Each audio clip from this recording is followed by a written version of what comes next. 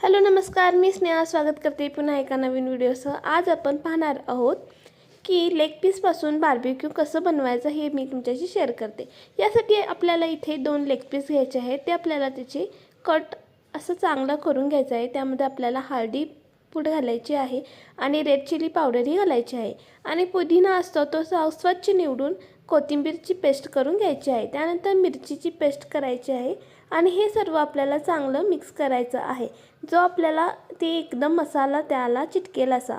त्यानंतर इथं मी मंसूरचा चिकन 65 मसाला घेतलेला आहे। तुम्ही ऑप्शनल आहे, हा तुमच्याकडे असलेला चिकन मसालाही घेऊ शकता।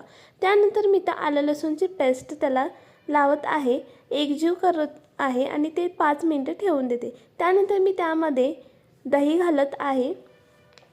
तुमच्या आवडीनुसार तुम्ही दही घाला। आंबटसाठी मी इथे घालत आहे। त्यानंतर हे आपल्याला त्यामध्ये कॉर्नफ्लोअर घालायचं आहे।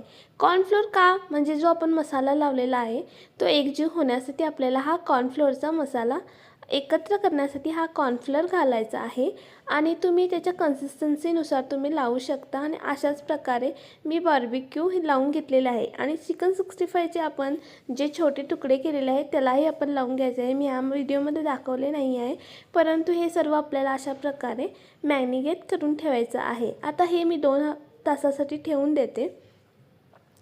त्यानंतर आपल्याला आता ते अशा प्रकारची जी भट्टी असते त्यामध्ये आपल्याला ते बार्बेक्यू अशा प्रकारे आपल्याला ते रोस्ट करून घ्यायचे आहेत। आणि चला, व्हिडिओ आवडला असल्यास लाईक शेअर सबस्क्राईब नक्की करा आणि तुम्हीही नक्की या 31st पार्टीला करून पहा।